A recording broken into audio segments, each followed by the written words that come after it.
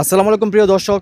আমি সবসময় সত্যিটা আপনাদের কাছে তুলে ধরার চেষ্টা করি, কারণ আপনারা আমাকে যথেষ্ট পরিমাণে বিশ্বাস করেন সেটা আমি জানি। এজন্য আমি কখনোই উল্টাপাল্টা কথা বলি না। তো এখানে একজন ভাই আছেন, উনি একজন ফটোগ্রাফার। এখানে আপনারা আসলে বাইরের চেহারা ভালো করে দেখে রাখেন, ওনার কাছ থেকে ছবি তুলবেন, উনি খুব ভালো ছবি তোলে।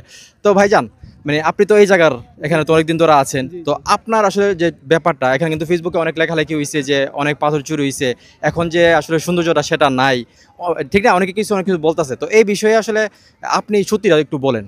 এই বিষয়ে বলতে চাই ভাই, পাথর অনেক চুরি হয়েছে। সাদা পাথর আপনি যেই সাইডে নিউজ পোর্টালে দেখাচ্ছে ওইদিকে আরো হিউজ পরিমাণ পাথর ছিল। মানে এদিকে তো হ্যাঁ, ওইদিকে ঠিক আছে, তো ওই সাইডে চুরি হয়েছে, কিন্তু অনেক নিউজ পোর্টালে, বেশিরভাগই নিউজ পোর্টালে দেখাচ্ছে যে সাদা পাথর একদম মরুভূমি হয়ে গেছে। কোনো পাথর নাই। এখন আপনি তো নিজ চোখে দেখছেন, আজকে শুক্রবারের দিন ভাই, এই নিউজগুলোর কারণে আমাদের এখানে একটা প্রভাব পড়ছে যে মানুষের পর্যটকের তুলনামূলক আগের শুক্রবার থেকে ও প্রচুর পরিমাণ কমে গেছে।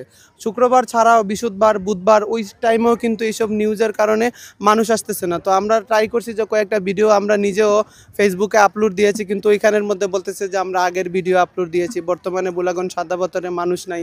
অনেকে আবার খারাপ খারাপ মন্তব্য কমেন্ট করতেছে যে কেউ নাকি বুলাগঞ্জ সাদা পাথরে আসবেন না, কোনো পাথর নাই। তো আমি বলবো আপনাদের ভাই, বুলাগঞ্জের সৌন্দর্য এখনো চলে যায় না, এখনো আছে। পাথর নিচে, অনেক পাথর নিচে। মানে পাথর যে চুরি হয়েছে এটা তো সত্য। হ্যাঁ, এটা সত্য। আপনারা তো যেগুলা নিউজে দেখাইছে ওইখানে পাথর খুঁড়ে করে নেওয়া হয়েছে।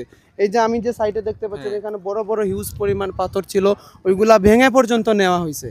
তো আমি বলবো যে আপনারা আসবেন ভাই, আর ভাইয়া নিজেই দেখাবে যে এখানে পুরাটা স্পট ঘুরায় যে এখনো পাথর শেষ হয় নাই।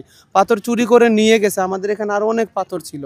তো আমি বলবো যে আপনারা আসবেন ভাই। অনেকেই বলতেছে, টিভিতে দেখলাম যে আসলে অনেক মানে জ্ঞানী লোকরাই বলতেছে যে এখানে আসলে একটা বৃষ্টি হইলে বা ইয়া হইলে নাকি যে পাথরগুলা এখান থেকে নেওয়া হয়েছে এগুলো নাকি ভরাট হয়ে যাবে। এটা কি আসলে সম্ভব, পসিবল? এটা বরাট বলতে ভাই আমি দেখাই, ওই যে ওই সাইডটা হচ্ছে মেঘালয়। যখন বড় বন্যা আসে তখন কিন্তু ঢলের সাথে পাথরগুলা নেমে আসে। তো এই যে কালো, এখানের মধ্যে অনেক কিন্তু সাদা পাথর ছিল, নেওয়ার পরে কালো পাথরগুলা কিন্তু চলে না দেখা তারা কালো পাথর নেয় না, লুটপাটকারীরা। তো যখন বড় ঢল আসবে তো পাথর তো ভাই যেগুলা নিছে ওইগুলা তো আর এই ফিরে আনা যাবে না। তারপরও মোটামুটি আগের থেকে অনেক পাথর আসবে ওইখান থেকে, ইন্ডিয়ার থেকে আর কি। মানে ঢলের আস্তে আস্তে আগের মতো হয়ে যাবে। হয়ে যাবে, কিন্তু একটু টাইম লাগবে। সেটাই। আর এখন মোটামুটি আছে, এটা তো আপনাদেরকে দেখাইলাম, লাইভে দেখাইলাম বা এই ভিডিওতেও দেখতে পারছেন। তো এখন কিন্তু আমরা যারা ঘুরতে আসছি আমাদের কাছে কিন্তু মোটামুটি আগের মতোই লাগছে, যদিও একটা সাইড একটু এখান থেকে নিয়ে গেছে, এটা আসলে অস্বীকার করার কিছু নাই। তো আপনারা আসেন, এসে নিজের চোখে দেখেন, কারো কথা বিশ্বাস না করে কোথায় থেকে আসলে পাথর চুরি হয়েছে আর কোথায় পাথর আছে সেই জিনিসটা কিন্তু আপনারা এসে এখানে দেখতে হবে, না দেখলে কিন্তু বুঝবেন না। আর ভাই যেহেতু এখানের স্থানীয়, উনি এখানের মধ্যে ফটোগ্রাফার, ছবি টবি তুলেন, তো ওনার মুখ থেকে কিন্তু আমি কথাটা আপনাদেরকে শোনাইছি কিসের জন্য, যাতে সত্যটা আপনারা জানতে পারেন। ঠিক আছে, আমার কথা হয়তো অনেক সময় অনেকে বিশ্বাস নাও করতে পারেন, এজন্য ওনার মুখ থেকে যে কথাটা শুনছেন এটা কিন্তু সত্য। তো যাই হোক, ভিডিও এখানে শেষ করতেছি। সবাই ভালো থাকবেন, আর এখানে আসার দাওয়াত রইল।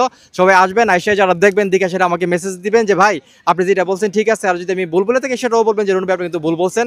ঠিক আছে, তো ভিডিও এখানে শেষ করতেছি। সবাই ভালো থাকবেন। আসসালামু আলাইকুম।